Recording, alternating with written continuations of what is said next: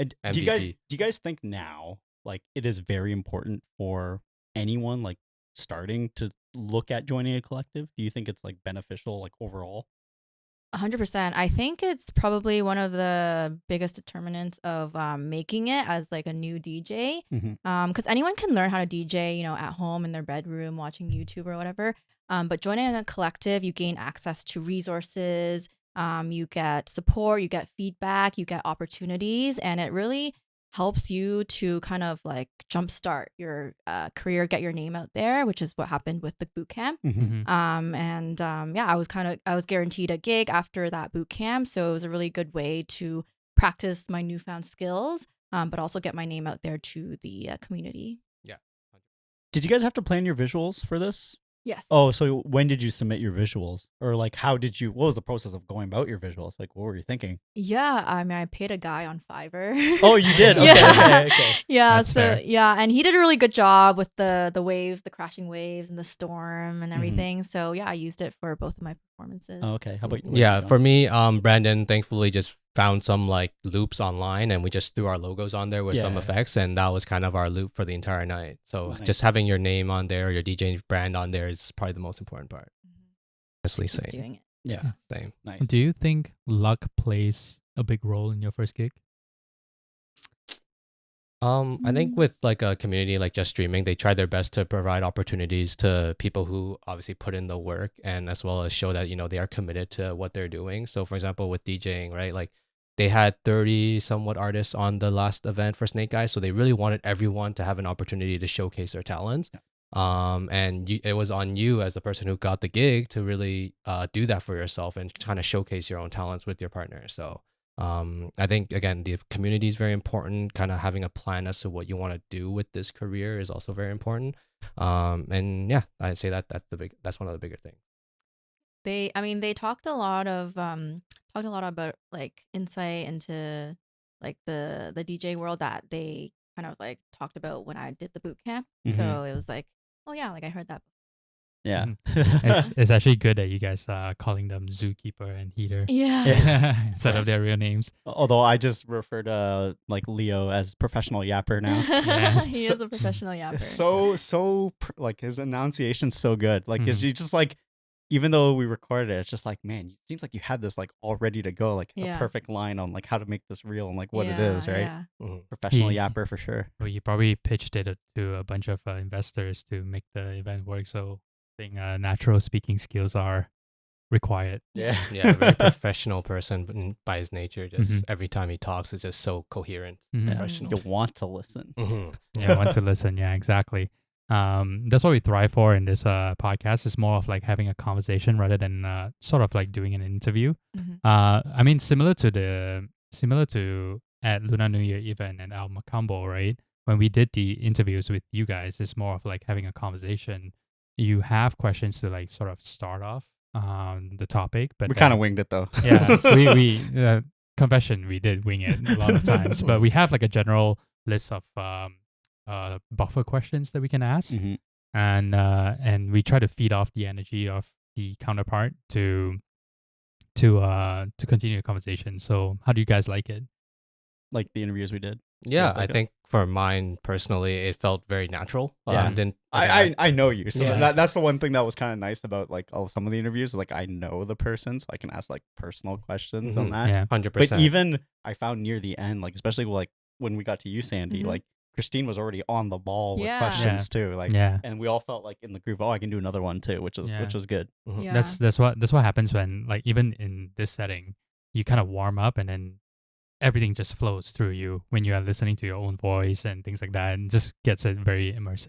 Mhm. So jumping back into this Lunar New Year event, like, how do you like the thing? Like, I heard that you guys have to take a full half day off work and try to be at the sound check thing. And before you guys start, we're talking for everyone listening. We're talking about the Just Dreaming Lunar New Year event that just happened as of this recording, this past Friday, which was Yeah. January 29th. The 31st. yes. 31st.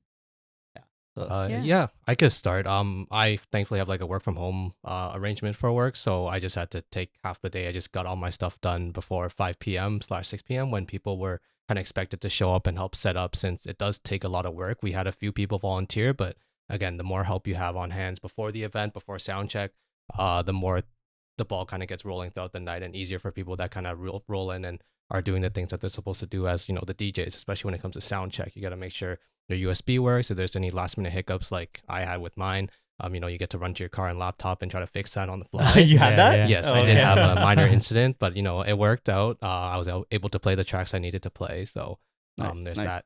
And Poor Sandy, that she looked dead at the end of it. we sent her a thank you too the next day, and she's like, she got us back. Sydney. Sydney. Sydney. Not Sandy. It's Yeah, I was Sydney. like, wait, Sydney. what? Sydney. Yeah. Yeah, shout out Sydney. Yes. But yeah, we sent her a message and then just thanking her, and then she got back to us the next day because she's like, I just rested all Mhm. Saturday. Mhm. yeah, she was running around with her head off. Yeah, A lot, very impressive. Yes, for sure. Sydney does a lot. But yeah, like similar to John, like we all arrived early to help set up and do sound check. I mean, that didn't take too long. I think it was more so just like making sure everyone's there and like, settled in and like familiarizing ourselves with like the floors and like where we need to go and doing the interviews that you guys did. We as showed well. up 5 minutes before our interview. Yeah. We wow. I mean, for us, it's just like, isn't everyone working? Like, Yeah. because what is it? Sydney asked us to come at 5. I'm like, that is not possible. Yeah.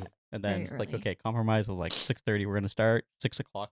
We tried showing up. Yeah. We were like a little late. Yeah. And the moment we got there, we're like, all right, where's this place? Where are we Yeah. going? And then we Mhm. just ran upstairs and Nice. You made it. yeah, Yeah. we made it, and we got we did have to record Raf's interview a second time Yeah. twice, just because like he was the first person, Yeah. Mhm. so we had to.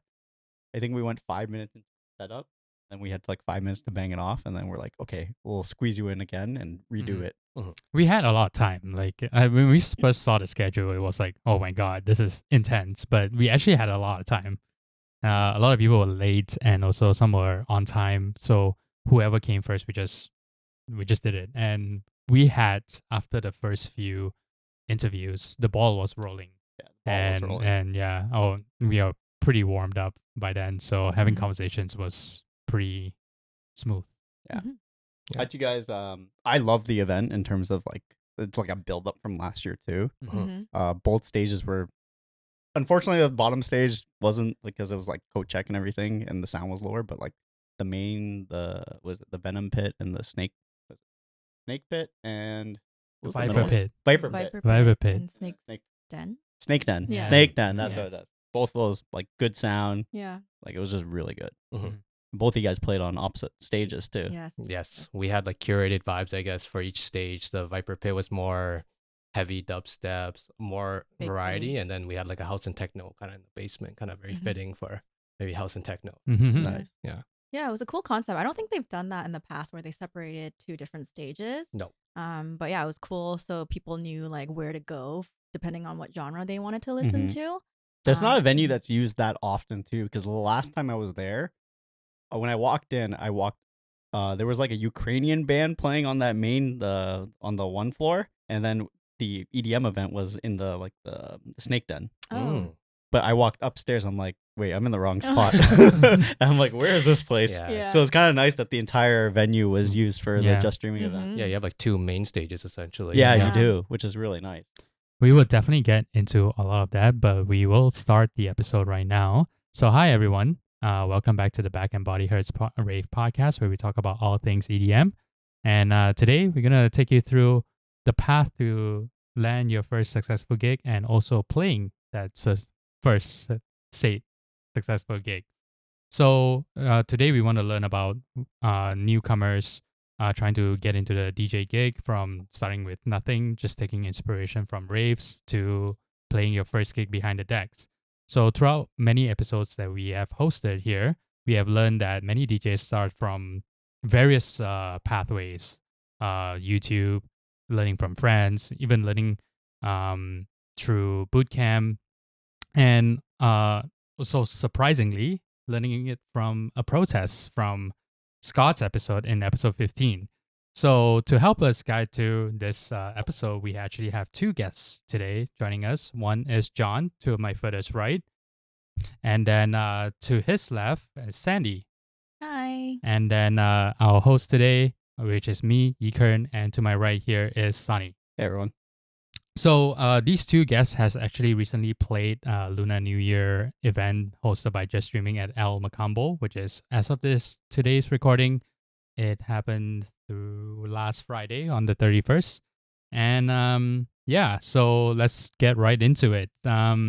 Before you guys started playing your first gig, like, what was your first rave? My first rave was Veld. So Yeah. I'm a pretty That's new, standard. Yeah. That's for standard you. person. Which year? It was 2 years ago. Oh, I'm 2 a years very new raver. Mhm. So Same with me. Yeah. Yeah. That was his first. That was wasn't my first too. Yeah. It's Yeah. everyone's starter rave, I feel, Mhm. in Toronto. But it was a lot of fun. My friends started to get into raving a couple years back, so I Mhm. joined them. And at that point, I didn't really know EDM too much. Mhm. I was kind of just starting to get into it. But I really enjoyed just like the overall vibes of it and like the different stages, different genres. It really kind of opened up my eyes to the world of EDM. And I was Which like, wow, which this is cool. set in the whole Veld opened your eyes? Oh, I remember this. I think it was Slander. That was Mm. very gave me a lasting impression because it was raining and it was Mhm. also very cold. And I was like, Right. wow, headbanging in this weather is something else. Yeah, So that's yeah, true. after Group that, I was energy like, warms you up too, yeah, right? From- exactly. from The vibes headbanging? were great. Yeah. Yeah. What about you, John? Yeah, so for me, my first rave was back in 2019 at Slander at Toy Box before they Mm. rebranded. So going into it, listening to Slander on Spotify, I was like, oh, this is gonna be a sad boy melodic, Was that very the chill. free event? No, it wasn't free. I paid like $20 for my ticket last minute to go. Mm. Yeah, I didn't really know what to expect because it was my first rave. So I just went in.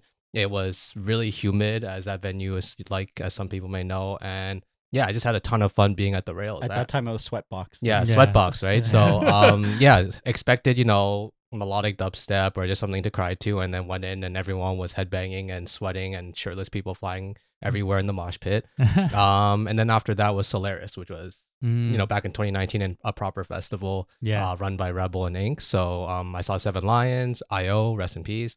Above and What Beyond. a great event. Yes, it was fantastic. It was Yeah. probably one of my favorite events to this day, just because it was kind of what brought me into the whole festival attending experience. Just like Right. realizing that multi-day events, you kind of set your mind into you get your mind into this mood of just enjoying the music for a couple of days straight. Mhm. And there was such a big variety of artists. Like in Noir, there was Borgor that I saw, which was amazing. One of the first dubstep artists that I kind of liked back then. OG and- too. yeah, He doesn't get exactly. as much recognition as a lot of others, but he's been around forever. Yeah. Exactly, yeah. Some of the tracks that you threw down, like the stuff that you hear on Spotify, once you hear it in person, it's just like, man, this song slaps, right? Yeah. And then Seven Lions was incredible that night as well. Mhm. And yeah, that's how I got started into raving, really. So both you guys really just started with like dubstep-ish, right? Mhm. Mhm. But Yeah. did you know that Slander was playing so-called melodic dubstep before going in, or you just went in blind? I just kind of I did a little bit of research. It's like I Right. don't know who this Slander guy is. Right. And I was like, okay, let me look him up on Spotify. I had like Love Is Gone, Potions in my playlist that I prepared for the night, and then I go in and it's just like, I've never heard this song in my life. Why is it so heavy? Why'd I love it? Mm. Yeah. For you guys, was it like your friends convincing you to go? Like it's essentially that's why Veld becomes like everyone's Mhm. first rave, because like, well, all my friends are going, might as well I tag along and see what's up, right? Yeah. The Exactly. glorified hangout spot. We call Yeah. it the glorified hangout. Mm. Because Love nowadays, that. now that you're in it, like you guys Yeah. are actually in it. It's like Mhm. you gonna go to Veld, but sometimes you might like. I've been raving for a while, and I'm just like, man, do I want to go to Veld? Probably not. But like everyone's going, I'm just like, Yeah. I'll go maybe one day. Yeah. Go makes just to see some sense. friends. Yeah. Yeah, Yeah. essentially Yeah. to pay like what? If What? I pay for 3 days, like $300. Yeah, $100 per day $100 Yeah. per day. for the whole day that you get to hang out with them. I guess it's worth it's a it glorified for the hangout. memories, bad. for the Yeah. for the vibes. Oh, yeah, little did you know that this guy has been raving for 10 years. So Wow. 15. 15. Yeah, 15 years. 15, correct. Congrats. so, What a veteran. so it is pretty justified when he said, like, do I really want to go to Veld? I Mhm. don't want to go to Veld. You guys can hang out with me another time. Sure. So one question I had. So based like up until now, what's your guys' favorite artist? Like who's resonated with you for the last like couple years? I know yours already, but you can say it to everyone. Yeah, sure. So the one artist that changed my life was Excision. So I saw him back in 2020 at Coca-Cola Coliseum, and just seeing the visuals, the audio production, stage design, everything about what Excision brings to the table is very unique and a game changer for dubstep, and I feel like the EDM genre in general. So That just event gets brought up so much because I said it was so monumental for the city because Excision over the years never came to Toronto because essentially he has his own sound system Mhm. and no venue could do it. Mhm. Like we had no venues, and then when that show got announced, it was like I still have, and I've mentioned this before on another episode. I have a folder on my phone that still has those videos from that event. I think I still have the physical copy of the ticket that I got that day that I purchased from the ticket gate at Coca-Cola. Yeah, And and then then very memorable. literally we had like COVID like 3 weeks later. Yes, It was that was very wild. unfortunate. Wild. Yeah. How about you, Sandy? I mean, slander, of course. But I also, I mean, for me, I love listening to house. A lot of my sets are more big room and progressive Mhm. house. So, you know, a lot of the popular ones like Martin Garrix, Timmy Trumpet. I like Timmy Trumpet because he also incorporates a musical instrument to his Mhm. Right. performances, which is something that I want to do in the future. I like him because of hard style. Yeah. And Martin Garrix, David Guetta, Yeah. just the big ones, like big energy Mhm. songs. It's fun to dance to. So Is there anything you've been experimenting with recently? Any genre that's like caught your eye that you're like, oh, maybe I might try it? yeah, so classical techno, Oh, okay. fusing classical instruments like violin with techno. It is a very interesting subgenre, but you know, I'm drawing inspiration from Leo Zookeeper Yeah. because he played violin Right. at Snake Eyes. And something that I really want to fuse into my future sets is because I played violin and piano growing up. So Oh, okay. coming from a classical background, I think it'll be really cool to experiment with more of a niche and as a way to stand out as well. That's a good way to do it. Our former guest, Brandon, Dream Driver, he's Mhm. doing the same thing too with guitar and everything. Like Mhm. Charles does it, CL Yes, does yes. it too with his guitar solo. Yeah, it's just good. It's really finding your sound to be to bring yourself a step forward with typical other DJs who just spins the deck. Mhm. Yeah, Right. exactly. And how about you, John? Techno? No, a little bit of techno as of recently. So I Hard mainly, techno? yeah, I love hard techno, but I mainly spin dubstep, trap, a little bit of melodic to cool things down in my set. But I've been noticing that quite a few dubstep artists that I follow, such as Wooly, and Resurrect, for example, they've released a couple of tracks recently where it's, you know, a dubstep drop, pretty heavy, and then they kind of build it into a hard techno drop, which seems Yeah. to fit pretty well. You know, you don't really expect that coming sometimes, and it gives the crowd a good bit of a like breather room in between, you know, going back to back headbanging. Yeah, Mhm. the fusion of like dubstep drop all of a sudden to hard techno is big. Has the Mhm. drum and bass bug caught you? I just can't.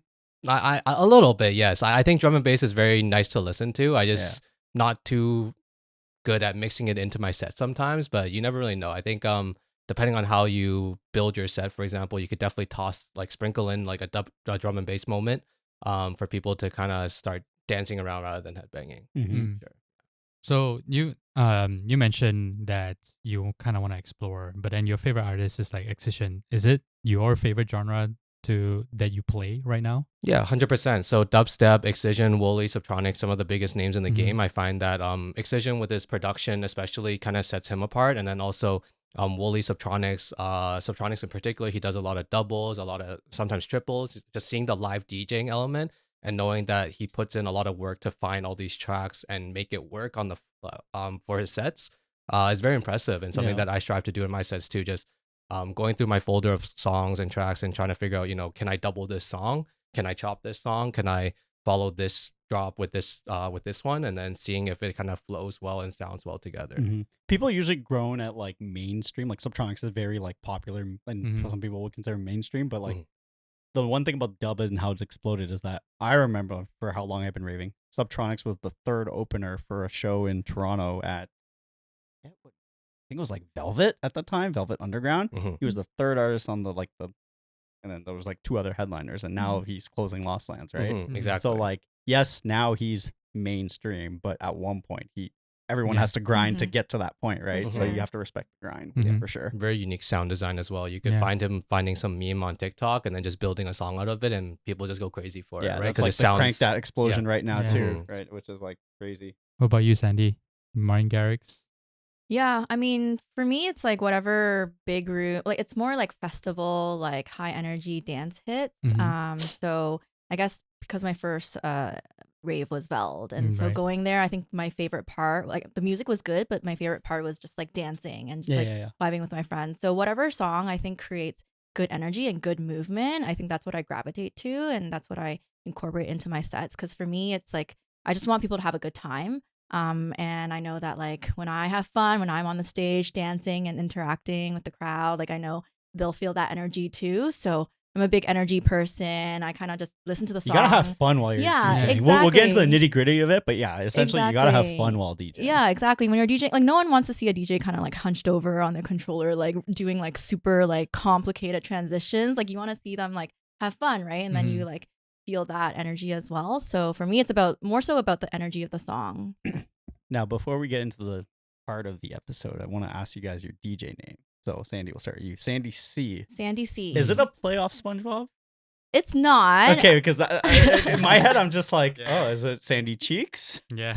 Yeah, I mean, I got that a lot growing up, but it's more so just like my social media alias, and it's like a fun play on words. And I think there's also like I'm from a marketing background, so there's a lot of branding potential behind Sandy C and like incorporating like the water element, like the wave emoji. Yeah, I think it's a good way to it works with like electronic music because you're dealing with waves big too. drops, big waves. Yeah, so that's kind of the inspo behind it. So yeah. And then you, John.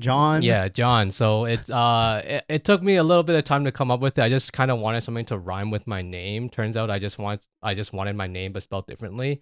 So I found the word lawn, which is everyone's vocabulary, and just swapped out the L for a J. And I was just like, you know what, this kind of looks good in this font that I made. So I'm just like, why not stick with it? Rebranding might come in the future, but for now it's just John.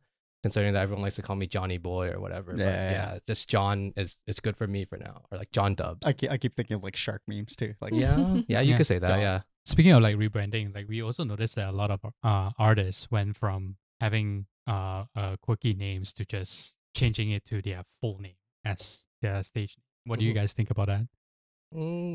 Definitely stands you out because then everyone just knows you're exactly who you are on stage, right? Rather than having to guess what kind of person you might be. I think just having your full name out there. I don't know if Sarah Landry counts as one, but everyone knows who she is now, and that's probably her legal name, I believe. So is it? Is it? I never actually checked that. Is it not? Because sometimes I'm just like, oh, that's not their legal name. Yeah. But we need to fact check that one. Yeah, we would have to fact check that one. But I would assume, when it's like a first and last name or just two words together, it's part of their name.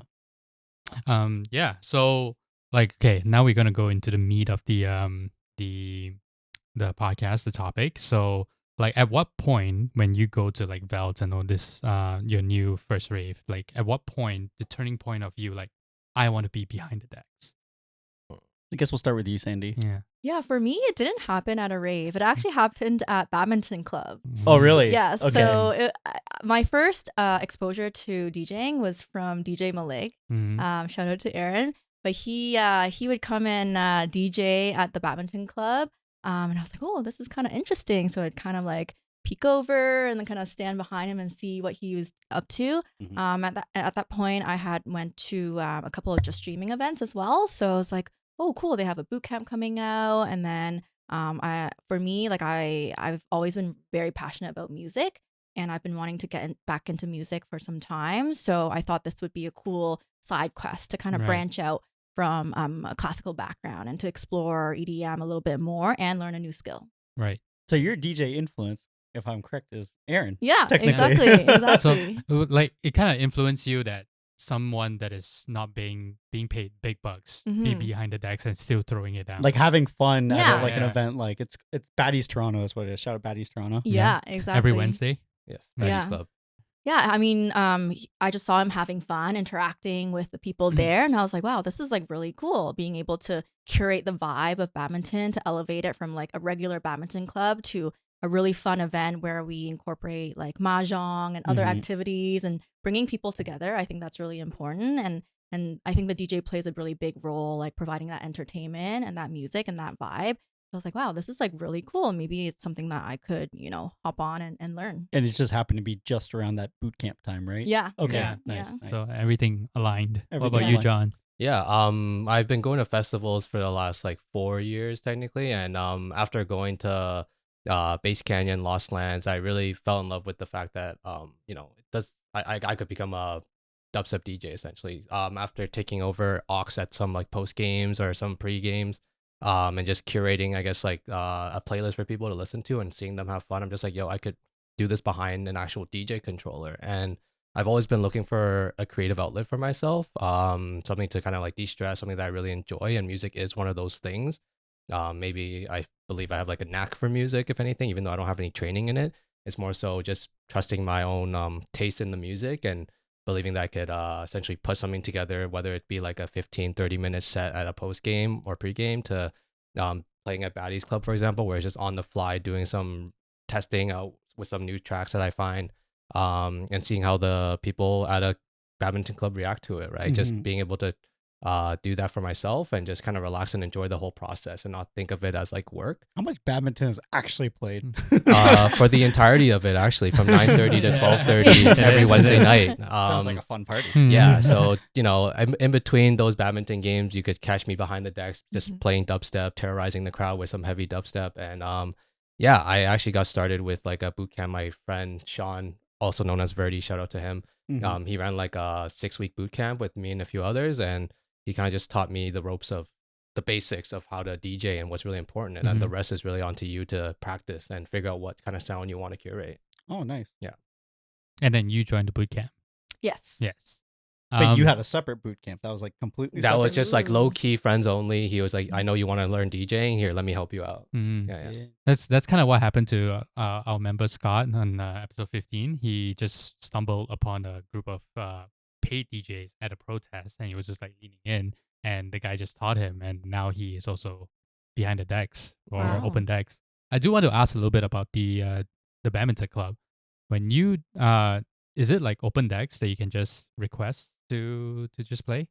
Yeah, pretty much. So Aaron actually started it. Again, shout out DJ Malik. He brought his DJ controller, his speaker, and all you have to do as a DJ is bring your USB or maybe even your laptop if you need to. And yeah, it's generally pretty open. There are a bunch of just streaming people that have been showing up just to play around and DJ practice, for example, before like Snake Eyes. And yeah, there's like no schedule or anything. You show up if you want to play some music, feel free. Yeah, everyone's welcome, really. How about your guys' friends, family? Like support along the way has been good? Yeah, for sure. My friends have been really, really supportive. They've come to all my shows. My friend at Snake Eyes was like filming with like 2 phones. It was really cute, like proud dad moment. But yeah, like it works because they also love EDM naturally.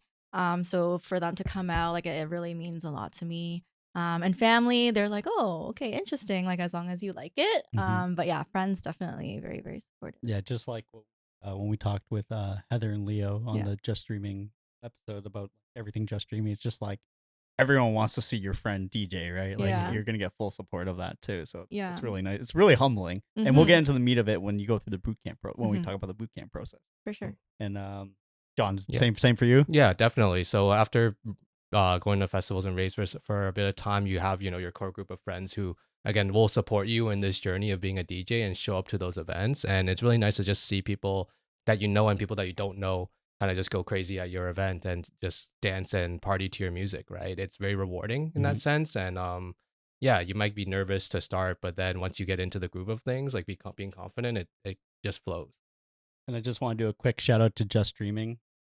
They've helped foster this for sure and helped you guys where you are right now, like giving you your first gig, like guiding you along the way. 100%. So shout out everyone, the Just Streaming The community. real dad. Yes.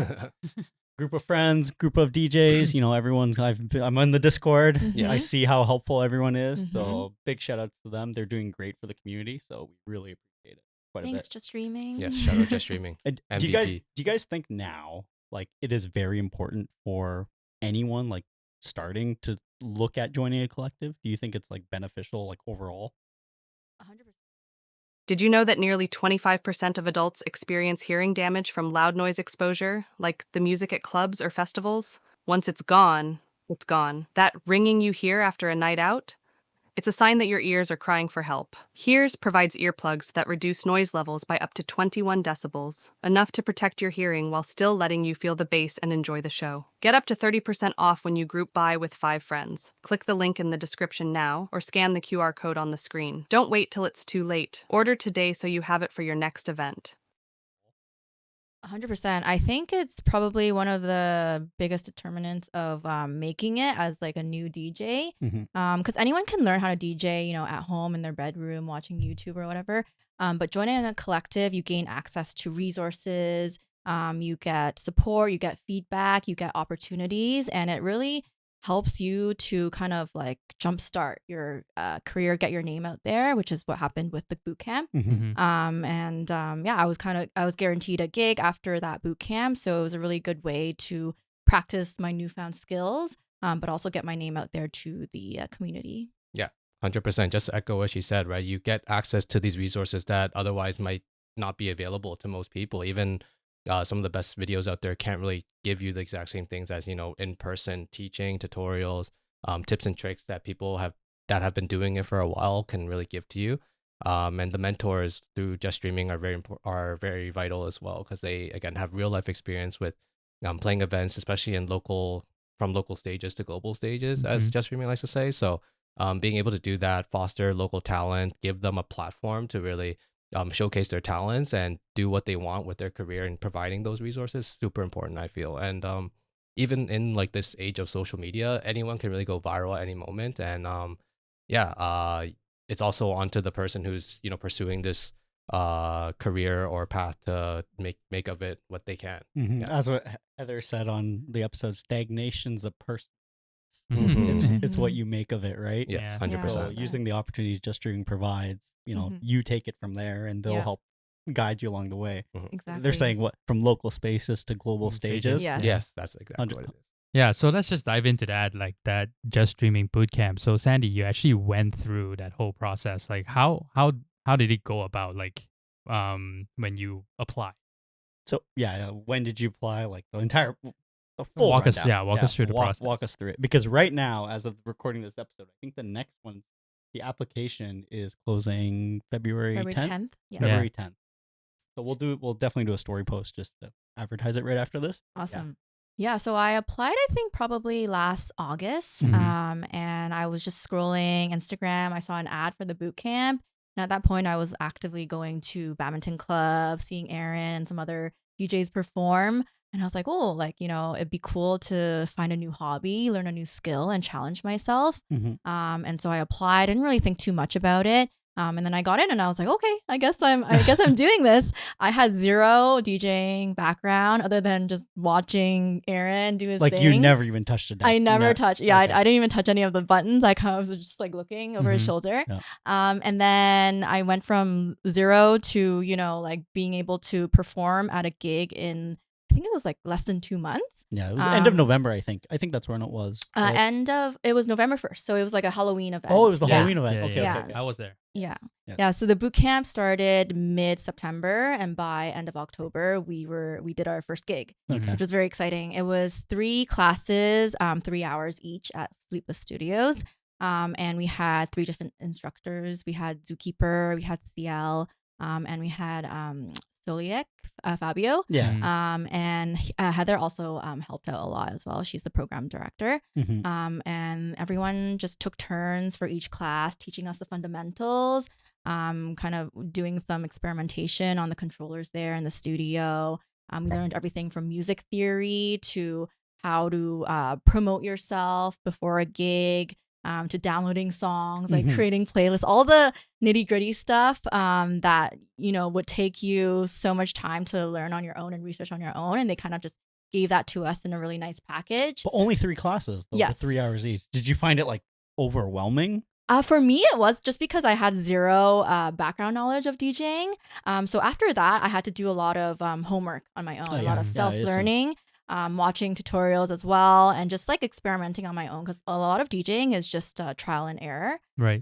So yeah, it was very fun. And it was probably one of the best decisions I made in the past year is to just open myself up to this new opportunity, this new skill. And I didn't ever think that I would become a DJ, but I kind of just did it. I was like, you know what, like, why not? So yeah. And you have a stage name too, Sandy C. Yeah, exactly. Yeah. Did the Halloween event was in the middle of your boot camp? Or No. was it like a final test or something like that? Yeah, it was sort of like a final recital. It was a month after our last class, and then in that month, we basically practice and we could reach out to our mentors at any time for any support, and practice in the studio as well. I bought my first controller, the starter Flex 4 controller. Flex 4, nice. Yeah, and I practiced at home, literally in my bedroom. And yeah, but after a month, we were, performing on stage with it was 400 people. So that was very incredible experience. I never thought I'd do something like that. And before you applied, it's you're guaranteed a gig. The whole process was you do the class and you're gonna get your first gig. Yes. So it was already decided before you even started. Yes, okay. exactly. And how big was the class size? It was only 4 people. Only 4? Yeah, Okay, yeah. okay. So it's not okay. That's really which good. is great because a lot of hands-on support, and you could ask questions at any time. And it was sort of each student had access to kind of one teacher if they had really specific questions. So it was very close knit. And at Sleepless Studios, did you guys do it in one of the DJ rooms, or do it in the open area and then go to one of the DJ rooms? Essentially you had both books, so you can just whatever's taught, you can just someone can quickly show you on the decks. Is that how it worked? Okay. Yeah. So first half was in the open area. So Okay. that's when we were learning things like music theory and how to download songs. And then second half we practiced in the actual studio with the controller. Which part was the most overwhelming for you? Probably the studio part. Okay, the with studio. just seeing that giant controller for the first time with all the buttons, I was like, wow, I don't know. There's so many Yeah. buttons. What do these buttons even do? But by the end of it, I was like, okay, I just need to know a couple. And in the beginning, you don't want to you want to keep it simple. You don't want to overcomplicate, especially for your first performance. So you just need the fundamentals, and then you just practice at home. Now, obviously your DJ name, DJ Sandy C. When did you choose that name? Did you choose it during the boot camp, or did you already have it in your mind a little bit that, it's going to be, I'll probably roll with this? Yeah, I think it came to me pretty early on in the boot camp. It just felt like a natural, it's my social media alias / sort of nickname. So I was like, yeah, I can't think of any other name that would best represent sort of me and just I like the water element to it. So yeah, it came. And you naturally. bought a deck after, Yes. just to make sure that you were ready for your gig, right? Yes, I think that was very essential. Otherwise, I had no other way to practice. Unless you rented out Yeah, Sleepless, the yeah. studio, or had someone else with a deck. Yes, Okay. exactly. Shout out to Sleepless Studios. Yeah, shout out Sleepless Studios. We appreciate everything you guys are doing too. We have a Yes. 10% discount. Yeah, 10% Woo. discount. Yeah, DM us. Yeah, Back in Body 10 for your next session if you want to book it there, and you get 10% off. Right. So obviously the whole Just Streaming Bootcamp is fabulous, right? Giving you all this package. But for someone who never received those packages, how would they want to go about learning to DJ in a sense? I think you just have to do it online. That's what we talked Yeah. about. And I think John, you'll probably say a bit more about that. Yeah. So I guess for you, John, what was your first initial step? Yeah. So my step was, again, I kind of went to a bunch of events. I'm just like, let me give this DJing a go. Try DJing just on my own. Bought my controller off of Facebook Marketplace, or maybe it was Kijiji, for $200. So did you do that first? Because I've noticed that's a trend, is that the first thing people do is buy a controller, because that's the start to do it. 100%, because you can't DJ without a controller, right? Well, And- exactly, right? Yeah. And when you mentioned earlier about your one friend teaching you, you had the controller already, right? Exactly. Okay, Yeah. okay. So I had the controller already. Again, I knew nothing about DJing. I had no idea what beat matching was, key phrasing or key syncing, phrase matching, or whatever on beat was. I didn't have an ear for it at the time. And the first part was getting yourself comfortable with the equipment and knowing kind of what it does. And I kind of knew that going into the boot camp that my friend ran. And during the boot camp, that's when he really got into the nitty gritty, kind of letting us in on how, especially in EDM, for example, house, there are certain, BPM ranges where the songs can kind of vary from, and then certain genres have different ranges. And with that's how you kind of mesh styles together, where you could figure out what goes well in regards to how fast a song might be or how slow it might be, and that going too far from one end to the other might not sound good, right? So just a few questions on that. Timeline wise, when was this? When did you first buy your controller? yes, so I probably bought my controller a year before I actually touched it. Oh, really? So Yeah, you were just sitting on I was it. kind of Okay. just sitting on it, right? So I believe this was around the winter of 2022, near the tail end, maybe around December. And then it was in 2023, October, September-ish, where my friend ran the boot camp, and we were just there for 6 weeks, not straight, but once every week. And he kind of gave us assignments. He gave us projects to do, prepare some, I guess, like transitions, or preparing a mini set, if you will, each week, as well as like a final exam where we kind of showcased everything that we learned throughout the process. So you had the deck, but you didn't actually touch it until that boot camp. Well, I played around with it here but and like there, maybe but like one song. or yeah, like exactly. So I'll be something like, oh, I like hip hop a little bit, so let me see if I could do like a little club set, and then I just had no idea what I was doing. Mhm.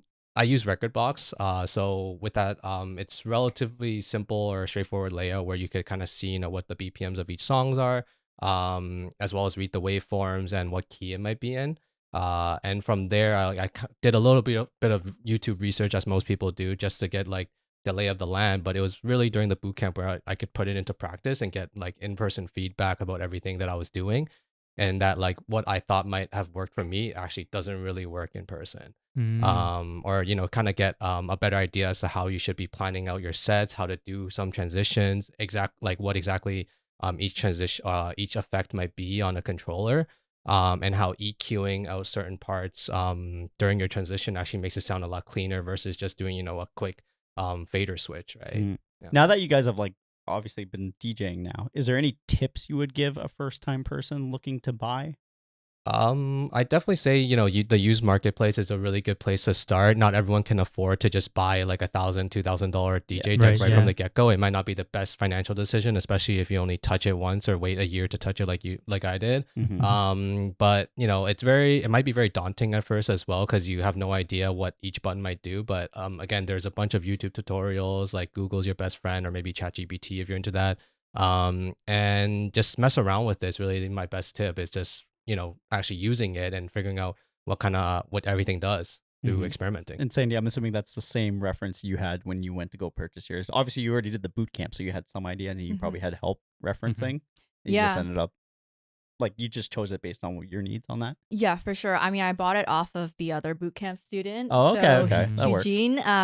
And yeah, I think for your first controller, it is a big investment. So try to buy it used off Facebook, marketplace. It was lucky that he was selling his controller because he was upgrading. I think he was DJing a little bit before then. Mhm. So yeah, find that community and see who's selling or see who can let you borrow. Yeah, Facebook Marketplace is very OP. Mhm. People aren't using it. Yeah, just to start out, you really don't need anything more than like an FLX4, or in Yeah. my case, like a DDJ 400, which is the very bare bones that you could really get to start to get your get it up and running. What about those hero mobile DJ decks that's like this size? I've never Oh. played with those. Like the really small ones are kind Yeah. of hard to use, and I Yeah. feel as though like you can't really do much with them. But Mhm. I'm sure like if you want to do some very basic transitions, like that's more than enough. So going back to you, John, you did the boot camp. What did your friend like? Was it house mainly that you guys were practicing with? Yes, exactly. So we did a little bit of hip hop and house to start off with. House, especially because most of us that were part of the boot camp wanted to spin EDM. And with house, it's, I guess, the structure of the songs were very easy to understand. You could kind of tell that there's a 32 bar build up or kind of like cool down period for some of the songs, or maybe even 16 bars, and then the drop typically lasts again 16 bars to 32 bars, and you could really read that on the waveform. And it gives you more than enough time to kind of look for your song, plan the next song, and kind of plan your transition in the moment if you really need to.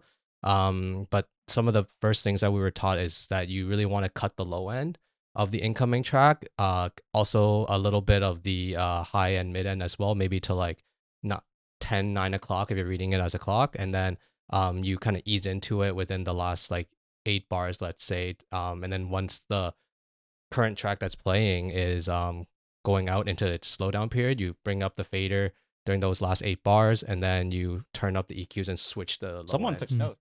Yeah, Yeah. someone took notes. Yeah. Someone Yeah. took notes just Yeah. right from the start. Yeah, because Yeah. I think you could also apply that to a lot of different genres too. I do that for my dubstep sets as well, where you don't want those low ends to clash, because that's when it gets really muddy and muffled.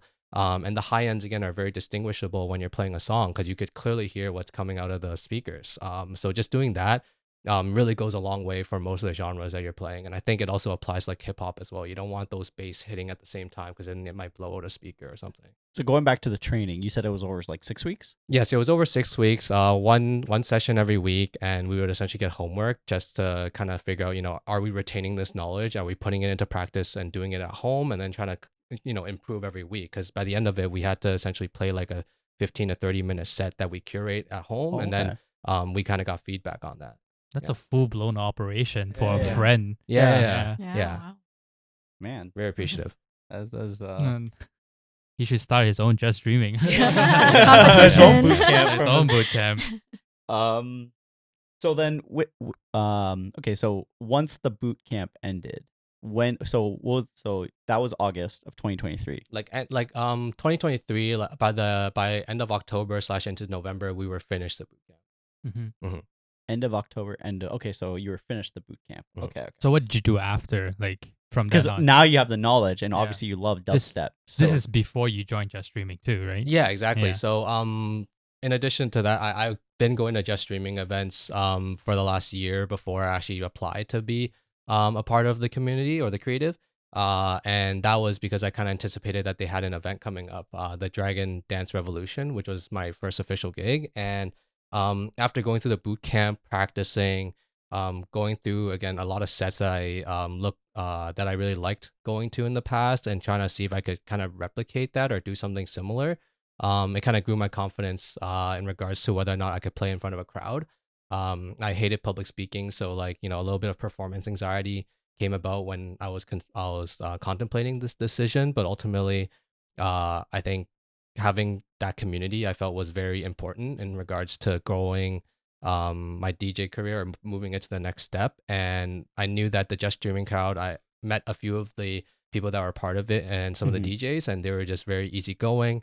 It felt like this was the place for me in order to become a part of this community and or a community in order to I guess go from local spaces to global stages, right? And just trying to figure out where I belong in this like Toronto creative community that exists, right? Because it's pretty big, and Yeah. there's a lot of avenues too. So it's good that you found just streaming as like obviously through references, people you know. Yeah, and I know that they throw really good events, and that the fact that they were offering this opportunity to someone who just started DJing was very nice. So yeah, Yeah. you said end of November is when you like applied. Yes, pretty much. So And throughout then December. when did you know you had your first gig? I got the DDR event early January. So I pretty much had like a month to prepare my set with my back-to-back partner, who's DJ Nudo. Shout out Brandon.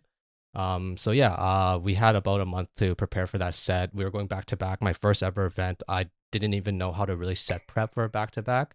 And we ultimately just decided that it would make the most sense if we kind of split it up into like 5-minute chunks of the set so that we could actually take turns playing out the songs that we want to play in front of the crowd, and kind of add some variety into the set overall. So before we jump into both your guys' set, we're gonna go into like a little bit of like the planning up into which you were just touching upon. Mhm. So like you both know your first gig's coming up. You just did the boot camp. You have 1 month to prepare, Mm-hmm. and you probably have 1 month to prepare as well, right? Mm-hmm.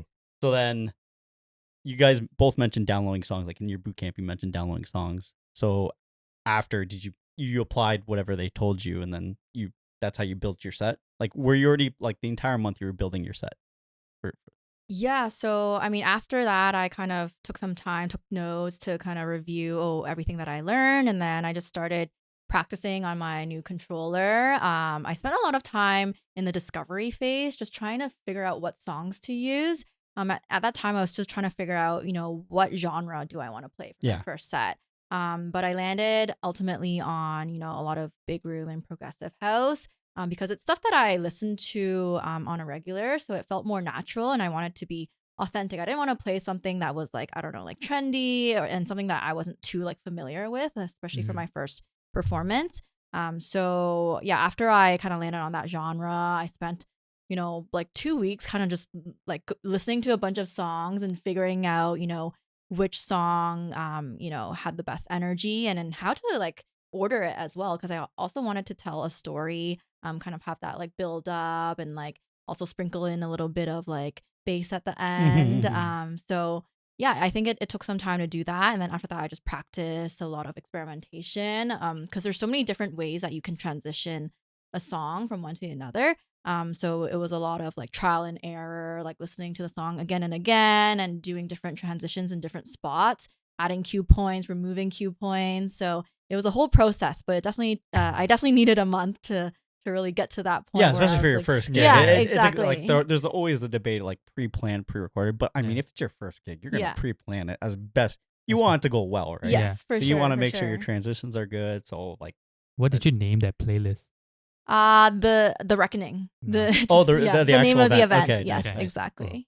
Yeah. And John, same thing for you. Like that's how your entire month went to try and Yeah, build that episode. But Pretty much. but you had a back-to-back. So how did that factor? And you were kind of mentioning that. Yeah, so for me again, I think me and my partner we decided on kind of testing our own tracks, figuring out what we want to play for sure. Because again, during the month in between, the 2 months that I finished my boot camp, as well as when I got the gig, I was like, oh shoot, like I need to go buy some tracks or find something on SoundCloud that I want to like start playing, right?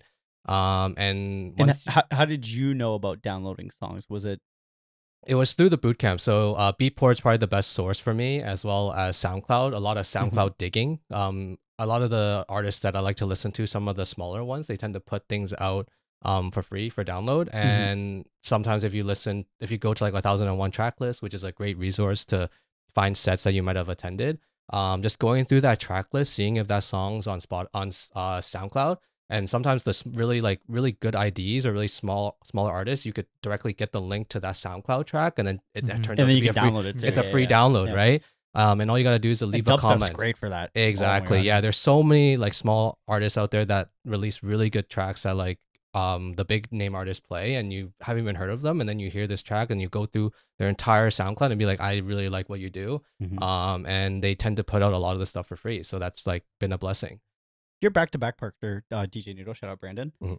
Was that his first gig too? Yes, it was also his first wow, gig. okay. So, Mhm. our first gig being a back-to-back, it was very fortunate because we both have very similar taste. Yeah. So with that being said, we tend to like the same artists, very similar, dubstep subgenres like Taro, so a little bit of rhythm, just heavy in general, and then just having those artists, kind of in the back of our head, and then just curating like let's say 15 tracks each and being like, okay, this is kind of what I want to play. Here's my section that I planned. Let's say the first 5 minutes, if we're going to start with you, let me know what track you're going to play last, and let me try to fit that into my like the start of my part, and then have that kind of flow from there. So we ended up doing again 15 tracks each essentially, and I ended up closing the set. He started the set, and yeah, we just made it work, right? Because like I think because we tend to follow the same artists, and those sets tend to go relatively similar, it's like you kind of have an idea of how they transition their songs. And with dubstep, for example, there's a bunch of switch dropping where you might have one build up and then completely switch the drop right when it hits, like a psych moment or a gotcha moment. And The sometimes famous line, "Gotcha, bitch." yeah, gotcha bitch. And or like you could always throw in like a ha ha he hoo, and then people Yeah. go crazy for it. So just throwing in those unexpected drops, or just have one build up lead to a completely different drop, was something that we tried to really utilize in our sets, so that we could have moments where we could switch to the other person. This is one question I had more about the USB because I like everyone knows the DJ uses USB. Mhm. Did you guys have multiple USBs or one USB? Yeah, 'Cause- when I first started, I actually bought 3 USBs of the same USBs off of Amazon. I've been using 2 for the longest time, and for this past Snake Eyes events, I got super paranoid and pulled out the 3rd one and exported the exact same playlist onto all 3, just to make sure that none of them got corrupt or anything. And during sound check, I tested all 3 just in case. Wow. Yeah. How about you, Sandy? Did you do something similar? Yeah, so they gave us, all the students, Just Dreaming branded USB. nice. So Nice. yeah, I've been using that since day one. I probably should have a backup USB. Okay. Don't tell my teachers, but yeah, it's been great just using that one. Yeah. Oh, so you've Yeah. only used one. Yes. Off the record. Wait, so I have a question before we jump on that. Like, John, when you play for DDR, did you pick your partner or did they assign it to you? I believe I put in a word because I knew Brandon beforehand just Mhm. from social activities like playing volleyball, and he essentially told me that he was applying as well, and I'm like, yo, like let's go back to back. So I remember probably just being like, hey, I want Brandon to be my back to back partner. Otherwise, I think it just worked out that we had we all had to submit our 30-minute mix in order to get the spot for the event, and I do believe that they like try to pair you up with people who have Similar, yeah, similar, exactly, yeah. similar sounds. And again, knowing that we had like the same artists and all that, I'm sure it makes it sound very similar. And did you ever ask for back-to-back? No, so for all the bootcamp students, we did solo acts Right. because we were just starting out, and I think doing a back-to-back set It's is too a lot harder. overwhelming. Yeah, It's especially for the exactly. first one. And But I'm then surprised that happened to you though. Yeah, very fortunate. Yeah. yeah. And then the second one, I did have a back-to-back partner, but she couldn't make it, unfortunately. Oh, like Yeah. past Lunar New Year? Oh, Yeah, you. yeah, Oh, yeah. okay. I didn't know that. Yeah, so she had other commitments, but I was like, wow, like I actually enjoy doing it solo because I did it once for my first set.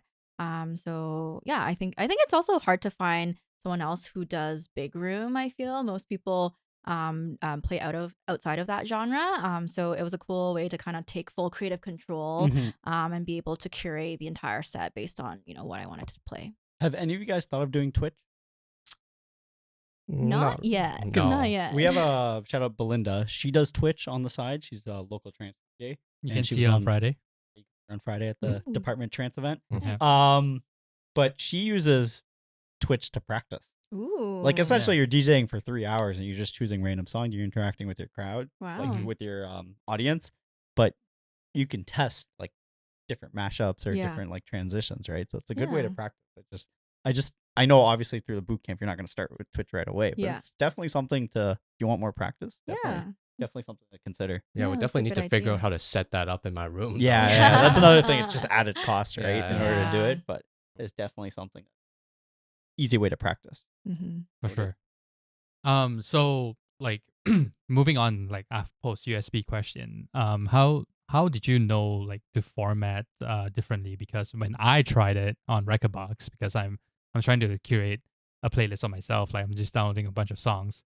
So going into like Rekordbox, trying to export that, and they list out a bunch of different controllers that you can actually play these songs. So like and then we actually ran into a problem at Sleepless Studios. So one of our co-hosts, Benny, he had a curated set that he wanted to just try on an open deck, but then he couldn't play his songs on the CDJ 1000. I Yeah, believe. the one in the other room. Yeah, the one in the light room, and then he had to switch rooms to the CDJ 3000s to play his songs. So Mhm. like, what are the tips that you can give? That's why. For those who live for festivals, raves, and nightclubs, you know the energy, the music, and the memories. Every time you leave with ringing ears, you're risking permanent hearing damage. Here's Earplugs offers hearing protection designed specifically for music lovers. Their earplugs reduce noise levels by up to 21 decibels, protecting your hearing while keeping the music crystal clear. Get up to 30% off when you group buy with 5 friends. Protect your hearing, enjoy the music. Click the link in the description now or scan the QR code on the screen. Don't wait till it's too late. Order today so you have it for your next event. That you can give. That's why when you say you're only using one USB, I'm just Yeah. like, oh. Yeah. like honestly, yeah. I guess that's what you can just say. What tips would you guys give for anyone? I think to for make sure. me, I've ran into that issue before as well. So I played a second just streaming event for the Veld AP, and the controller that we were using, I believe because it was an older model, it doesn't accept certain bit rates for files that you might find off of like SoundCloud, for example, or even if you download off Beatport. If it's like a full 320 kilobytes, it might not be able to read that. So with that being said, sometimes you have to downsize it to like a 24 bit rate, in which case you would either have to do that in Ableton yourself or Mhm. find files that are within that bit rate.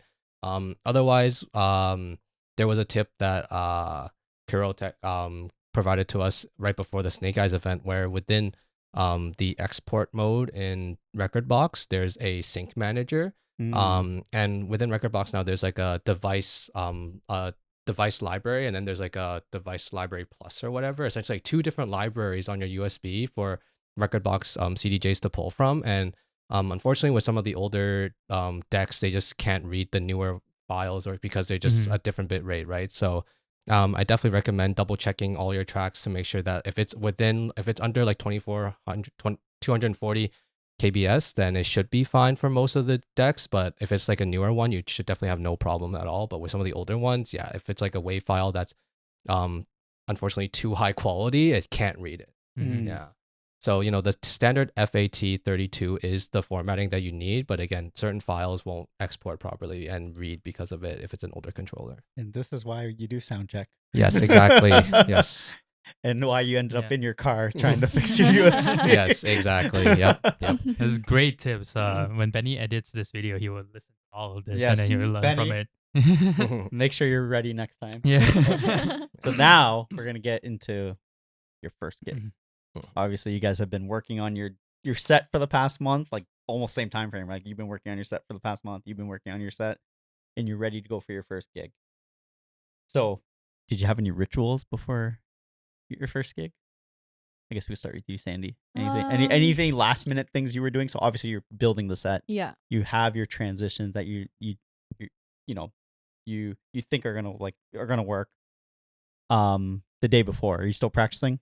Oh yeah, I'm practicing up until the last minute. But yeah, for me, it's like the more I practice, the more natural it is, and just not just like the transitions in the music, but also what I want to say into the mic, and like I'm doing a lot of visualization from start to end as Mhm. well. Like when you want to headbang, when you want to move up to the yeah, crowd, like exactly. Like what break should I kind of just like walk up to the crowd and start dancing and interacting with them? I think that's all part of the whole performance prep. Mhm. And then on the day of the event, I try to do a little bit of meditation, just a moment of quiet and peace before everything gets too chaotic. And yeah, visualization is very powerful for me. Even before I start prepping the music and the set, I kind of visualize myself in like, let's say like a certain outfit, depending on the theme, Mhm. in that venue, and like, just having fun with like seeing my friends in the crowd. And I think that really helps me stay focused throughout the entire process and keeps me disciplined. And yeah, on the day of the event, I do the same, and I tell myself, I give myself words of affirmation, like I can do it, like this is gonna be fun, like don't stress. And Yeah. I think it really helps. For the Reckoning event that you did, what was your time slot? It was 11:30. 11, like, okay. Yeah. And what time did you have to do sound check? I think we were there probably 8. And this is at the rec room by like Steamwood by yeah, CN Tower, yeah, essentially. yeah, Okay. yeah. 8 o'clock. Okay, nice. Do you think so? I know you're prepping and you're visualizing it, but do you think that could also be negative, where if it doesn't work in your head, like when you're actually on stage, then you might like. Did you find that, or did you like you visualizing it actually like made it much more smoother? Because I think Yeah. there's also an aspect of like freestyling, which some Mhm. DJs will do, right? Like For sure. maybe not planning to headbang, you're just going with the moment and Yeah. like just Reading whatever the you feel. crowd. Yeah. No, it's an interesting question, because for my first gig at the Reckoning, I actually didn't really think about the theatrics too much because I was so focused on the music and the transitions. So all of the stage interaction, crowd interaction, it came very naturally to me. And I think it did come from just like visualization and like seeing my friends like out there. It gave me the support and confidence that I needed to just have fun and interact with everyone. For my second set, I did prepare a little bit more of that theatrics. So because I was doing a solo act and my set was twice as long as Mhm. my first set, it was 35 minutes, Mhm. which is a long time to play as one person. I planned to have DJ Malig and So that was iFunner. planned. Yeah, That was planned. those So- were both okay. planned. Who came up in the middle and at the end of my set to kind of like hype me up a little bit. We did a little bit of dancing, a I was little like, bit Malik, of get off the headbanging. stage. yeah. No, it was all planned, and it was a good way to kind of just like interact and like spice up the set a little bit, get people dancing and vibing. Mm-hmm. Yeah. You still had like obviously you meditated, but the jitters are still there before you started, the right? heart, the pounding of the heart. A little bit. I think because as a kid, I performed a lot. So I think it wasn't too scary for me. And I think as soon as I walked on stage and I saw my friends, I felt really comfortable. I was like, yeah, it's just my friends. Like I'm performing for my friends. And What's the worst could happen, right? Yeah, Yeah. exactly. And as we said, you're not dead. yeah, exactly. At the end of the day, everyone's just having fun, Yeah. having a good time. It's not that serious. Yeah, exactly. Yeah. Did you have like more respect to DJs who are able to just transition between playing a set and doing the theatrics over and over again for like 2 hours? For sure. It definitely takes a lot of work. Mhm. SideQuest Steve, another great DJ, he incorporates a lot of theatrics in his performance. He has the laser hands and like the cannon thing. Yeah, this past the weekend. cannon yeah. blaster. You get a bow. I was Yeah, gonna say, and the signs. Yeah. Yeah, so it's definitely a bit overwhelming to try to like DJ and also do all the theatrics at the same time. But at the end of the day, I think if you've mastered that skill to kind of multitask, it really puts on a really entertaining performance for people. And John, for you, did you have any routines? Not really. Again, I'm not the best at performing. I didn't like doing speeches in school or like any sort of public speaking. But when it came to my first event, it was a lot of like calming the nerves, a little bit of like backstage deep breathing, and just being comfortable knowing that like all my friends are here to support me and that like no matter what happens, it should go well and that like they're not gonna say anything bad, right? Essentially, they're there to support me And none of you guys changed your set, right? Like you guys have planned it. It's like I am locked in. Like there's no more changes. Yeah, Exactly. Even though if it's bad midway through, you carry on. You carry on. 100%. Yeah. Exactly. So it was like, backstage double checking my USB, even practicing on just my laptop, just making sure that, I know exactly the order that I'm going to do it in, even though the playlist was exported as it was going to be played out with both me and my partner's tracks. And then actually finally getting on stage and DJing on that deck, something that I've never kind of really messed around with. Just knowing that as long as I know the basics, I have my cue points set, I know exactly how I'm going to transition from A to B or song A to B, that's going to be fine. Because again, you're supposed to trust your own judgment when it comes to, putting a set together and planning the set on how it's going to play out. So with that being said, there could be some hiccups. Like I think for my very first performance, I might have like left like the reverb filter on for like a transition, but then I quickly turned it down and I don't think the crowd really noticed it, right? It's more so like know exactly what just happened, but you're not supposed to be like, oh, I messed up, right? That's not really the worst thing you could do, but you don't really need to acknowledge it in the moment, because as long as you just carry on and kind of fix it and do the rest of the set as it should be, then it's going to be a good time. And then when it comes to like theatrics, I'm not really the best at that either. It's more so when I was DJing, my partner would be, let's say like on stage getting the crowd going with the mic and vice versa. Because, when you have some downtime, you could actually get on the mic, kind of plan out what you want to do to engage the crowd. And you guys jumped on Discord obviously before to like kind of talk it out. Oh, right? 100%. Yeah. He actually pulled up to my house the day of just so that we could get like a last like practice session in and just make sure that everything kind of flows well and that the ideas that we came up with on our own would actually work. And yeah, it turned out to worked out really well together. And I think for the closing of it, I pretty much played out one of my favorite songs by Excision, and it had like a melodic component, and then because I like the song, I played out the entire thing essentially. What song was it? Don't Look Down. Yeah, so it was a great kind of like feel good song, engaged with the crowd. I literally hopped off the decks, went to the front of the stage where all my friends were, started like grabbing their hands, very emotional moment. And then we had videographers as well, so they were able to capture that moment and just go from that melodic feel good part to essentially headbanging with the crowd as well. So yeah, that was definitely one of the most memorable moments. Did you guys have to plan your visuals for this? Yes. Oh, so when did you submit your visuals? Or like what was the process of going about your visuals? Like what were you thinking? Yeah, I mean, I paid a guy on Fiverr. Oh, you did? Okay, Yeah. okay. Yeah, That's fair. yeah, and he did a really good job with the waves, the crashing waves and the storm and everything. So yeah, I used it for both of my performances. Oh, okay. How about you? Yeah, for me, Brandon thankfully just found some like loops online and we just threw our logos on there with some effects, and that was kind of our loop for the entire night. So Nice. just having your name on there, your DJ brand on there is probably the most important part. I mean, you both like said that your friends were there to support you, but you also have a bunch of other strangers have their eyes fixated on you when you walk on stage. How did that feel? Yeah, I mean, it didn't really bother me too much. In fact, like just seeing strangers, maybe they saw me at my first performance and they came back just to see me for my second one. Like it gave me a lot of confidence to be like, wow, like people actually enjoy my performances, and it made me less nervous actually. Oh, nice. Mhm. That's actually really good. How about you? Yeah, for me, I guess I was just more focused on my friends are there to support me, just being like, okay, I'm doing this for you guys and for myself. And then of course after the show, you might have some like mutual friends or even some strangers that just come up to you and be like, hey, you did a great job, you killed it, I Yeah. loved it, like That's I went a crazy. huge That's dopamine. good. Yes, Yeah, yeah, for that was sure. definitely an ego boost for sure, and just kind of reaffirms that I got what it takes to get the crowd going, and what I think sounds good actually does do well in this kind of setting. Right. Is Yeah. there any pre-flight check that anyone who hasn't DJ'd that you have that you before your first song plays? Like anything that like a tip or any advice for a pre-flight check? It's checking all the buttons, right? Yeah. Yeah, So yeah.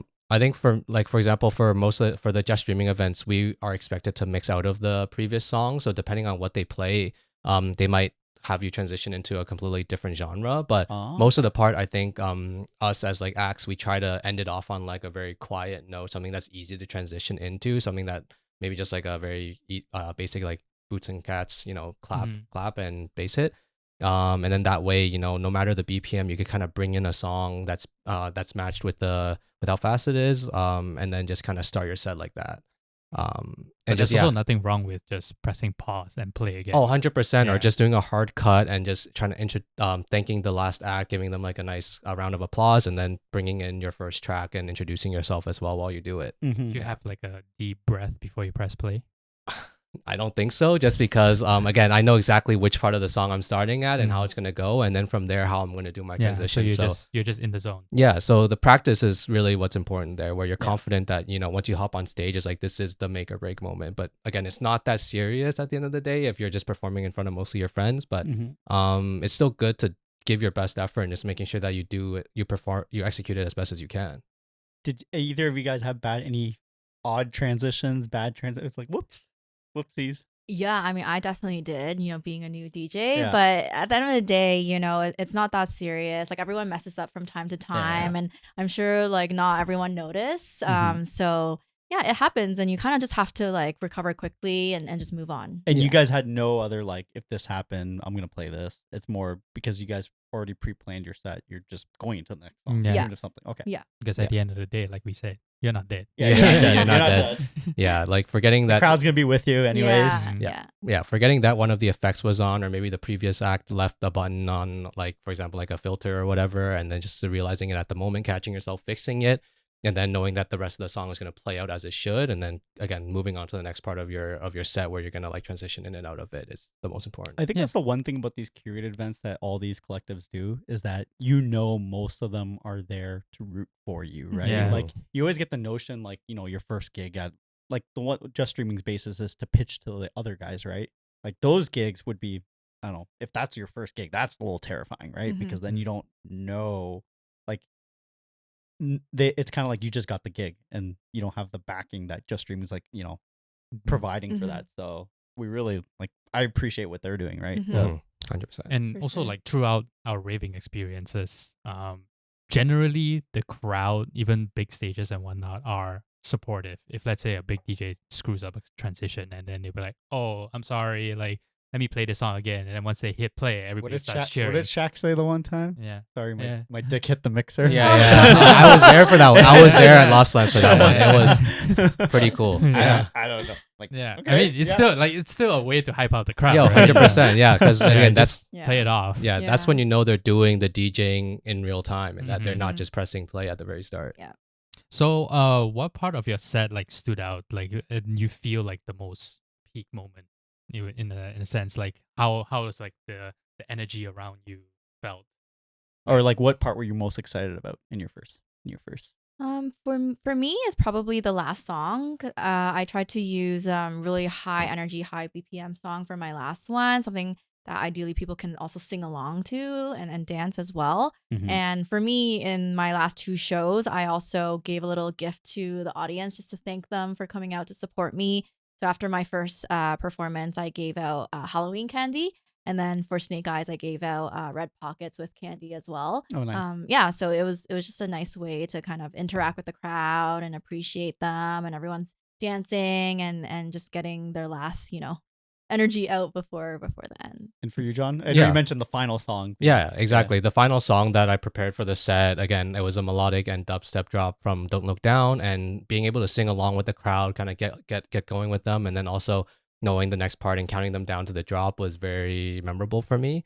Other than that, when you hit like a nice double on the controller, just the prep meets the execution, it just feels really good to know that what you just did was like pretty impressive and that the crowd got going because of it. Yeah, Nice. and that boosts your confidence. 100%. It kind of gets you back into that flow, or keeps you in the flow of like finishing your set and like executing it as flawlessly as you can. So finishing your set, then like how did you feel that it's done? Like the lights are there, may seem brighter on stage than it is when you are in crowd and you see all your friends just cheering. Like, how did it feel? Like sigh of relief? Yeah, it was a bit of, the adrenaline was still pumping, but it was Mhm. also like relief, like, wow, Yeah. like, I'm finally done. I can breathe. But there is a high that comes after the performance that Yeah. lasts like several days. I mean, at least for me. Mhm. And it was really great to kind of just like bask in that. And like, as soon as I was done, I went to my friends and they were all like hugging me and like, oh, you did so great. And it was a really great feeling, like a confidence boost as well. So Did you think in your mind that I want to play the next gig right now, tomorrow? maybe not. I was No, probably you like, need a I need a break. break. I need a break. I need some It's, sleep. it's a month build up. I Yeah, think a little yeah, break yeah. is warranted. Exactly. That's why it's crazy. You see like the touring DJs, like bam, Mhm. and then the actual Yeah, traveling exactly. part to play Yeah. another. Yeah, it's like, a lot. It's a Yeah. lot. Yeah. Mhm. The once they end the set and then you can go on the flight next 3 hours just to play another set. Oh And- wow. And John, what about you? Yeah, I'd say definitely right after that song was done and the next act hops on, it's a sigh of relief. Just making, Yeah. just like knowing that what you planned and how well it went, knowing that it went pretty well overall, and that all your friends were there to like congratulate you, be there in that wonderful moment of ours, and yeah, we like lived through it together. And yeah, I'd say like right after the event, I was itching to play another one, just because like Oh yeah, yeah. Yeah. it's like very reaffirming to know that like a crowd likes what you do, and being able to perform for a crowd, and then kind of validates everything that you worked for. And then on top of that, like the strangers congratulating you. And things like that. Exactly. Yeah. Being Yeah. like, I don't know this guy, but he's like, let me Yeah. come introduce myself and say that I really enjoyed your set. I'm just like, wow, this feels really good. This must Yeah. be, what it's like to perform and like receive nice feedback. Yeah. And then Good. did you see like an uptick on your Instagram followers? and all A that? few followers here and there. Mhm. I need to really jumpstart my Instagram and TikTok and start uploading some content and seeing what Social might media stick. is hard, man. It's Social very media is hard. very Yeah. Again, I don't want to be on the internet that much, really. But again, it's inevitable for a career like this. I feel Yeah. it's kind of necessary. If anything. You'll get to a certain point where you'll be like, I have to do this. Yeah. Like, Exactly. Like up until now, especially with you guys both young in your careers, you can just focus on your craft, right? Mhm. Mhm. And then Yeah. once And you're then, yeah. ready, once you're ready, you'll know is what we say. Mhm. Mm. Once you're Everything will ready- fall in place, I would Yes. say. So like for us, even though like we struggle with like social media, but at the end of the day, like everything falls in place. Like you just just have need to- to be a sort of active, and then people need to see that you are alive, and Mm-hmm. then you're good. Because Yeah. even we're getting that too now. We're off like was at a rave on Saturday, and someone's like, "Are you from the podcast?" I'm like, Yeah, Mhm. yeah, Yeah. Well, yeah. yeah, It's exactly. like, oh shit. Yeah. Yeah. You never know who's gonna see your content. Yeah. Yeah, exactly, Exactly. right? Exactly. Did you? So, what'd you guys do to celebrate or unwind? Do you have anything?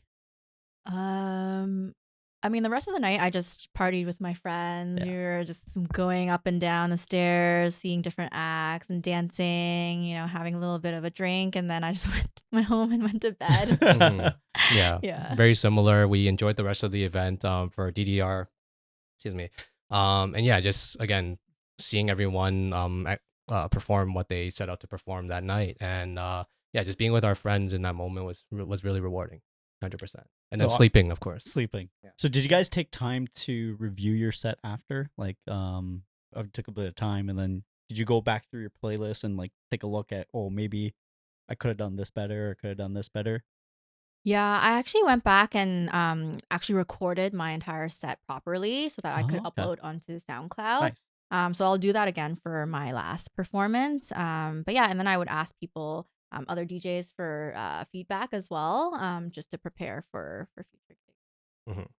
Yeah. Unfortunately, I didn't do that for my first gig, but I think for this last Snake Eyes event, I'm going to record my part or even upload my submission for the event on SoundCloud, because again, I believe that it was pretty good and that it got me the gig. So why not just upload it and see who's out there that might enjoy it for like a nice workout. Yeah, Yeah. because you do For not sure. know who will listen to your content, like you say, Mhm. right? Yeah. Yeah. Mhm. And next thing you know, you get a DM like, "Oh, you want to come play at Denver?" Yeah. Ooh. Oh yeah. So like for newbies now, everything is all done. Now that you're pro, potentially. John is. Sure, yeah. Now you've Pro. taken Yeah. the first step. Pro. You've taken the first first step to step. be a Yeah. pro. And what are the advice for newbies who wanting to be like the next Martin Garrix or Like, yeah. Excision? Yeah. Well, I can't speak to that level, but I definitely say, get started is the most important part. Like, don't be afraid to just give it a shot, right? Because Mhm. again, you're not going to die from it. If you trust that you have pretty good taste in music, or that you can curate a certain environment that people can dance to, party to, or even just for your friends and family, for example, being able to start small is very important, because not everyone's gonna, go viral or make it big at the end of the day. There's so many people out there that are trying, and that as long as you give it your best shot, then like you never really know what's gonna happen, right? So there are a bunch of people on TikTok, on Instagram, for example, DJ Mandy, some girl who just on TikTok was putting really bad mashups together. Oh yeah, yeah. Ultimately made it big because she was good at making bad mashups, and then she would get booked for that, or she would probably actually do some real DJing. But that was kind of a way for her to actually get her foot in the door and get her name out there. Yeah. So yeah, just getting inspiration from some of your favorite artists, for example, trying to replicate what they do, and just getting started is the biggest thing I could say. Yeah. Very good advice. Very good. Anything on that? Yeah, Like any general tips like you wish you knew before you started? For sure. I think I have 2 pieces of advice. The first one is to join a community like Just Streaming. I think it really helps you to get access to more resources and more opportunities and network. It's free, guys. Yeah, and make friends. Yes. And it really helps you to give you that platform to really get your name out there, especially when you're starting out. And then my second piece of advice is really to just find your brand, like find what's true to you. Like how can you bring your authentic self to your music and your style? You have to enjoy what you're doing. Yeah, Essentially, exactly. That's what it comes down to. Exactly. And I think that really helps you to stand out as well. Mhm. I think when people see like who you are as a person and your personality behind your music and your content, I think that really helps you to differentiate from everyone else. So Nice. jumping on that, do you think vibes are important as a DJ? Vibes? Yeah. For sure. Yeah. I think, as a DJ, you kind of are the vibe curator for that Right. event. The music makes a big difference, whether it's a party, a corporate event, like a club. So you really have to think about what vibe you want to bring into that setting. And it's different depending on who you're playing for, where you're playing at. But yeah, it's all about the vibes. It's all about the energy, as I mentioned earlier. Mhm. Yeah, you have a lot of power as a DJ. For sure. Yeah, you control the room. Yeah, essentially. exactly. Mhm. What about you? Yeah, I'd say like in regards to what kind of brand, as Sandy mentioned, you want to be your authentic self. You don't want to, impersonate someone. You don't want to say that you're going to be the next John Summit, because again, there already is one John Summit, and he You already. don't want to say that you're Yeah. the next John Summit and you're spitting dubstep, right? Yeah, exactly, Yeah. right? You got to make sure whatever you set out to do is actually very fitting of, your brand message and whatever you're trying to get across to your audience. And from one of the last Synctons that Just Streaming hosted, again, it is very about not faking it. You want to do exactly as you set out to. Be authentic. Don't lie to people. It's a grind too. Yeah, Yeah. exactly. Mhm. Like you don't want to put in these hours just to be some sort of like impersonation of even yourself, or wear this mask all the time, right? So it'd be very taxing on you if you had to do that. So yeah, just pretty much putting exactly what you want to put out there, and then seeing what kind of fruits that you reap from it. Yeah. So like even with Just Streaming Collective, they also teaches you how to maintain your brand, right? Like taking good photos, putting on like the nice font for your name and to display it. So yeah, I totally agree with you that like you set the room, the vibes of the room, and you have to be your own self, because people can just spot fakes anywhere. Yeah. Right. 100%. So like I guess rounding out this episode, Mhm. like after your first, what was the biggest takeaway you took from your first gig? I think preparation's key. Again, you can't just hop into your first gig, or any gig for that matter, just trying to wing it. Because again, sometimes mistakes will happen if you do that. And it could kind of throw the crowd off and be like, man, this guy was not prepared. He's not taking this seriously.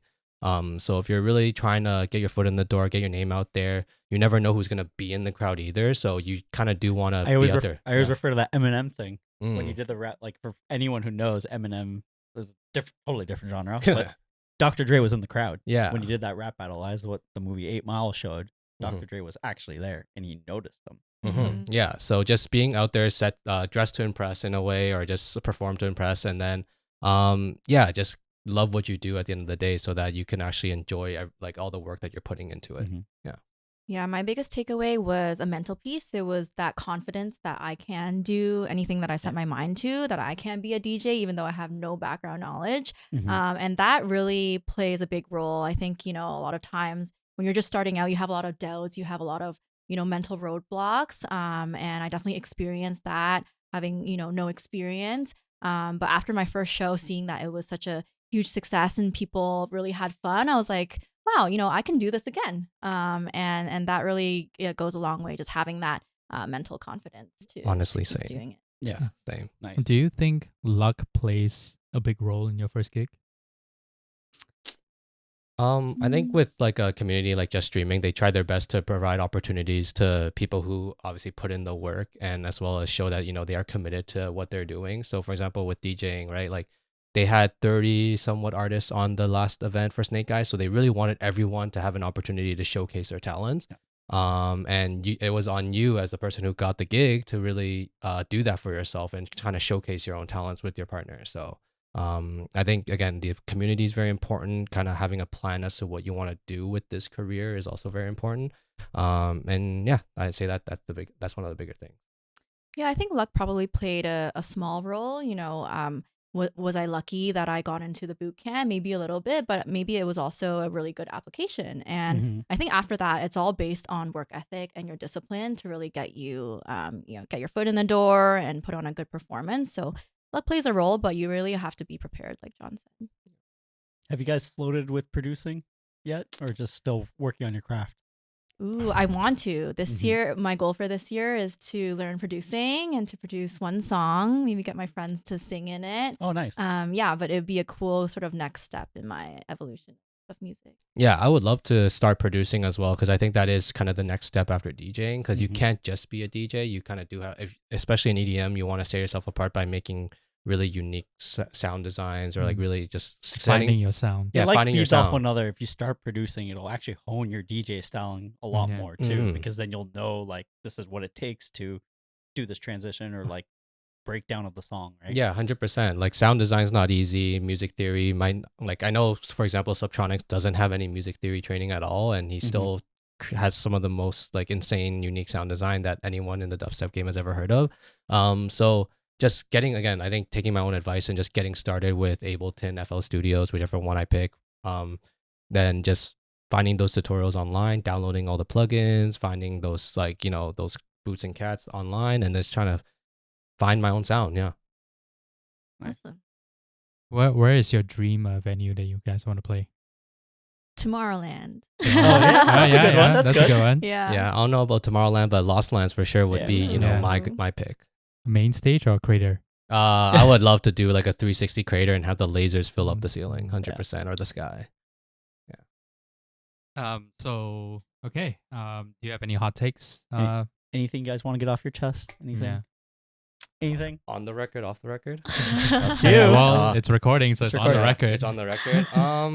I mean, I think because I'm so biased towards dubstep, again, I find the crowd to be very easygoing and the plur still exists for the most part. I am also have a lot of bias towards Excision organized events, for example, Thunderdome, Bass Canyon, and Lost Lands. Going to Thunderdome. I am going to Thunderdome in 3 days, and Bass Canyon mid-August, and Lost Lands end of September. And again, I've been to all 3 events. I just find that it's curated, organized, super like very well, and that everyone that goes kind of sets out to be there for mainly the music, and also knowing that everyone there loves dubstep, because again, Excision is probably, if not the top name in dubstep right now, compared to some other events that I've been to where you might have a few dubstep acts, but mainly people are there to party, for example, and then you kind of have to go through the battle with that crowd. And I think the biggest How I feel about Tech House. yeah. So Tech House has been on the rise recently, and I think my biggest example of a bad experience with the overall crowd was Ultra 2023. Yeah. Moving through that main stage was near impossible. Anytime you would say "excuse me," people would tell you to F off and just don't even bother.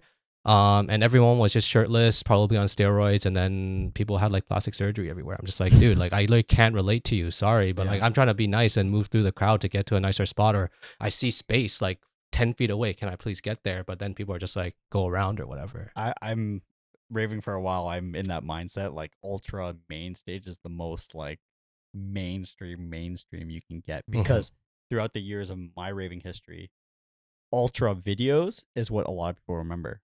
Like the Hardwells, when he debuted, like they had the best production, like best video production at the time that no other, like Tomorrowland wasn't doing, EDC wasn't doing. So everyone knew the Ultra main stage and the Miami backdrop, but then you get people who just want to be on the camera or be there for the vibe and don't even care about the Mhm. Yeah. So it's Yeah, it is their pressure because it's the first big festival of the year. So yeah. yeah. Because I remember the first time I went Ultra 2017, and then I saw a couple main stage sets, and then the next year I avoided main stage though. Like I literally walked by main stage once, I didn't see a single thing Yeah. because I just the vibe. For me, even though it could have been a good DJ, the vibe just threw me off, and I'm Yeah. just like, I don't want to experience this. I'd rather go to Resistance and hang out with a bunch of techno people who actually know what the hell's going on and like Yeah. vibing to the actual music, not Yeah. just being there, just to get fucked up. Yeah, Plur is like 6 feet under at main stage for Ultra, so it does Yeah. not exist. People don't care if you're being like courteous or whatever. They will tell you to mind your own business and look at you like you're a weirdo. Yeah, I still have that. And we're going to Tomorrowland this year, and I'm like, Nice. all right, I have to plan one set to see at main stage, and Yeah. that's it. Because I already know the vibe at main stage is gonna be shit. So, like, Yeah. I'm just like, It's I think from your experience and my experience, I think it's a little bit better than Ultra. okay. So Europeans are more mature ravers Yeah. than North Mm. Americans. I will. Mm. Yeah. Yeah, Mhm. and like Miami's a party city, so kind of understandable that like people who are in Miami and like no ultras happening, they might literally just go there just to drink and get fucked up. And again, that's the unfortunate thing is that like EDM is kind of on the rise. House, techno, Anima, John Summit, all Yeah. those guys are really making a name for themselves and going viral on TikTok, Instagram, social media, and then that unfortunately just draws some of the wrong people into the scene, which is fine. Everyone has the right to party, listen to good music. But I I kind of do feel that about yeah. Vels too. though. Yeah, That's yeah, one of so- my things. So I was gonna There's say, a lot more people yeah, partying now. Yeah. Ultra is straight up like a jacked up Veld, and Veld's like very manageable, especially as like a local. But again, you do bump into those people at main stage who are literally just there, like lost in the sauce, unfortunately, and like Mhm. aren't aware of their surroundings or doing all the wrong things as like a quote unquote raver. Yeah. Yeah. Do for- take care of your friends. Mhm. Mm. Yeah, for me, not so much a hot take, but just closing words, especially as like a new DJ and someone who went through the boot camp. If you're thinking about becoming a DJ or like getting back into music or learning a new skill, just do it. Like at the end of the day, you really have nothing to lose. Yeah. And you meet so many wonderful people along the way. You gain a lot of confidence. So yeah, just don't overthink it. Do it. Join Just the like boot what camp. Nike says, just do it. Yeah, Just do it. exactly. Yeah. Just do it. 100%. I still have like in my bio for my Instagram page, I still say I'm like a part-time dubstep DJ or even like a bedroom DJ. And again, that's exactly my brand, is where I still only DJ in my bedroom mainly. And that like once I Mhm. start putting out content, maybe I'll get to like an actual venue that I attend and play at now. So you never really know where things will go Yeah. as long as you give it a shot. Yeah. Are you Again, gonna change that bio now to pro DJ? no, not pro DJ yet, because maybe when I make it to Lost Lands or Bedroom connoisseur. bedroom I connoisseur love that. DJ. Sorry, yeah. Yeah, great in the bedroom. Yes. But yeah, maybe I'll try to find something a little bit more creative to start like saying for myself as a DJ. As I said, we talked about the social media. Yeah, social Yeah. media is very Even important. the little tags. All right. That rounds out this episode. Thanks for tuning in to it. If you enjoyed it and you want to support us, we do have a PayPal link below. So the you video. can please like and subscribe to our page. If you want to share a fellow raver friend, please do. Word of mouth is very powerful. And we also have a few affiliated links. We do support earplugs, protect your hearing. We have 10% off sound. We can buy individually. All the links are in the description below. And we also have an affiliated link with Hears, who is also a partner with Vernep Events and also the official sponsor for ADE. And you can group buy for $40, 5 of them. So gather your Two friends. options. 2 options for you. And then we also have a discount code for Sleeper Studios, where these people became pro on their first gig. Supported their journey. Supported that journey, support your friends. And then, yeah, that's it. And I'll see you in the next episode. Bye, Bye. everyone. Take Thank care. you. Bye.